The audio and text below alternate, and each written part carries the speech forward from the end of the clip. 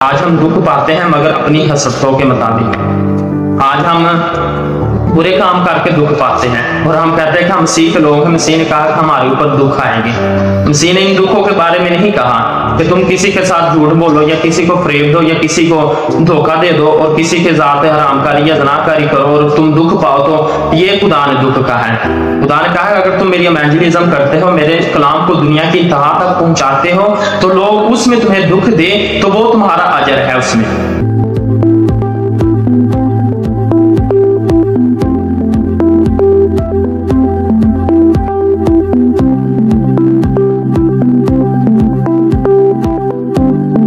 خداوند یسوع مسیح کے زندہ جلالی اور ببرکت نام میں میری طرف سے آپ کو سلام۔ آج کا جو ہمارا عنوان ہے وہ ہے گناہ اور توبہ۔ آج ہم سیکھیں گے گناہ اور توبہ کے بارے میں کہ گناہ کیا ہے اور توبہ کیا ہے۔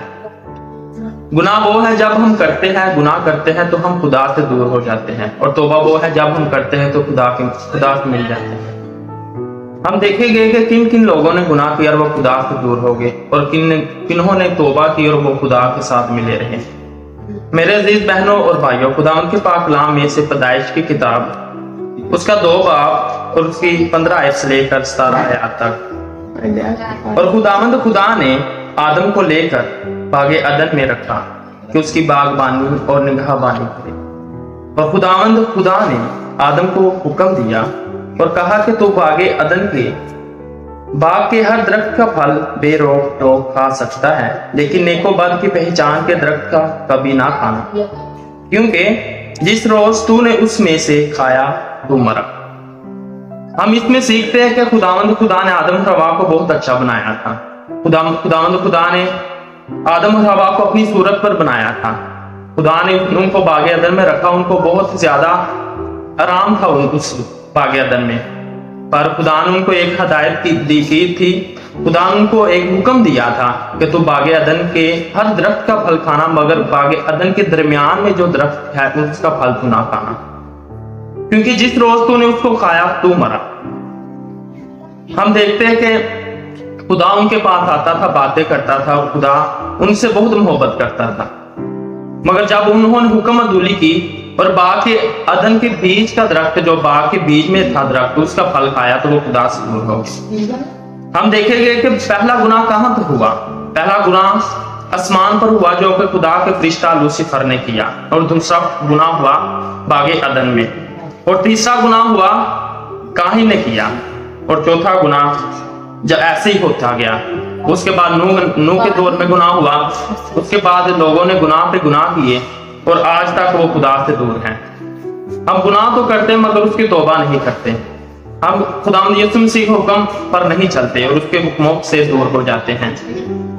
خداوند کے پاک کلام میں اگر ہم پڑھتے ہیں رومیو کا نام پولس رسول کا خط، اس کا 5 باب اور اس کی 8 آیت، لیکن خدا اپنی محبت کی خوبی ہم پر یوں ظاہر کرتا ہے کہ جب ہم گناہ گار ہی تھے تو مسیح ہماری خاطر ہوا۔ جب مسیح ہماری خاطر ہوا تھا اس وقت ہم زیادہ راست باز انسان نہیں، ہم گناہ گار تھے، پر مگر مسیح ہماری خاطر ہوا تھا، اور مسیح نے ہماری خاطر اپنی جان دی تھی، اور مسیح ہماری خاطر اس نے وہ لعنتی موت منظور کی جو ہمیں آنی تھی، مگر آج ہم اپنے گناہوں سے توبہ نہیں کرتے۔ جب مسیح دنیا میں آئے تو انہوں نے گناہ گاروں کو خدا کے بارے میں بتایا، مگر خدا یسوع مسیح گناہ گاروں کے پاس گئے اور انہوں نے خدا کے بارے میں ان کو بتایا۔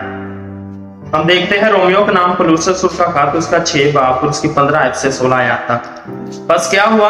کیا ہم اس لیے گناہ کریں کہ شریعت کے ماتحت نہیں بلکہ فضل کے ماتحت ہیں؟ ہرگز نہیں۔ اس میں پولس رسول کہتا کیا ہم اس لیے گناہ کریں کہ اب ہم پر شریعت لاگو نہیں ہوتی، ہم شریعت سے چھوٹ گئے ہیں؟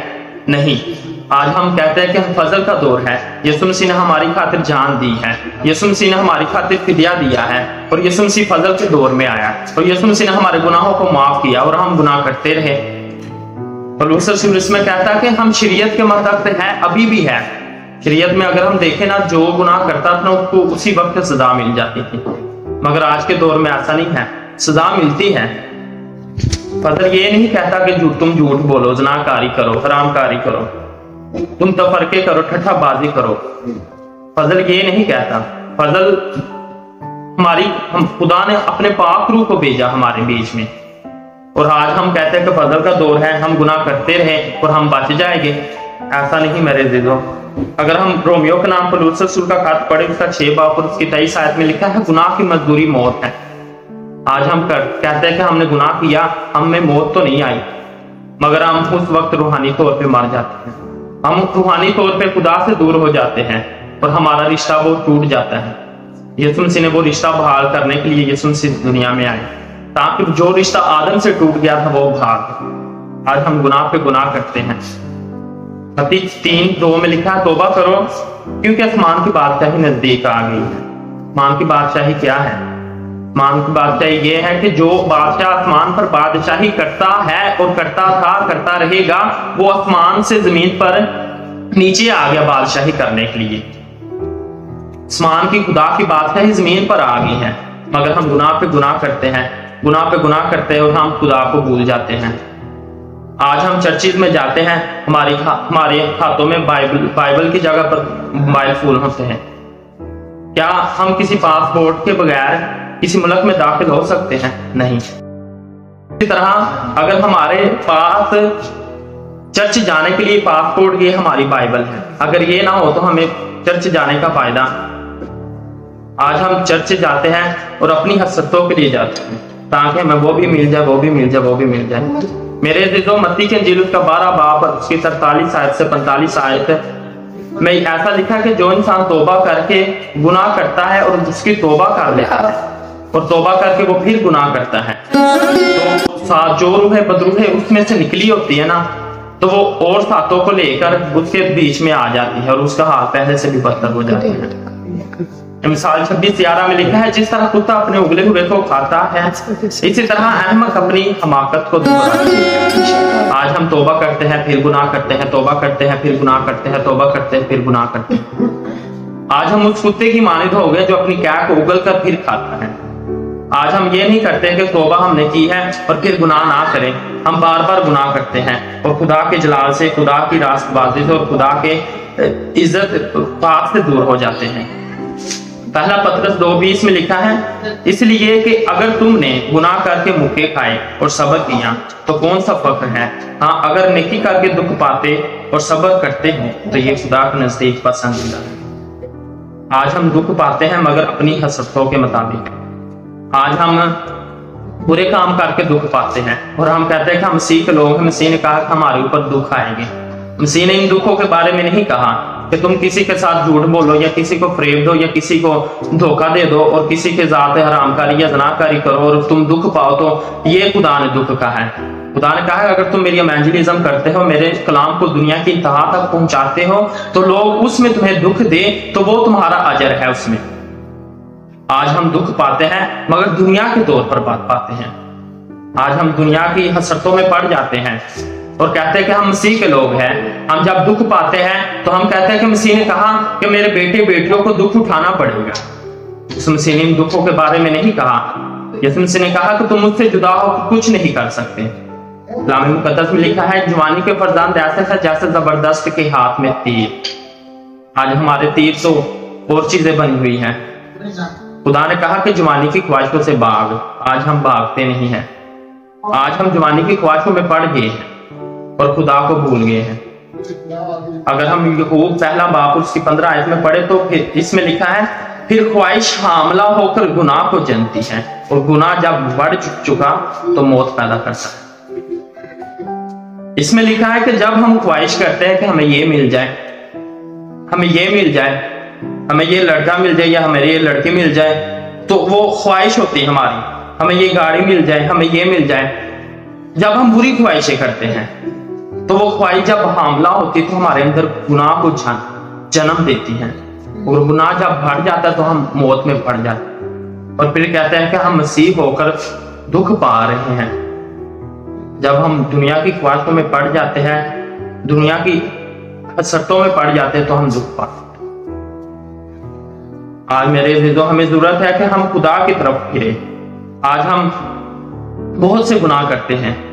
اگر ہم بائبل نہیں پڑھتے گناہ کرتے ہیں، اگر ہم دعا نہیں کرتے گناہ کرتے ہیں، اگر ہم شکر گزاری نہیں کرتے گناہ کرتے ہیں، اگر ہم روزہ نہیں رکھتے گناہ کرتے ہیں۔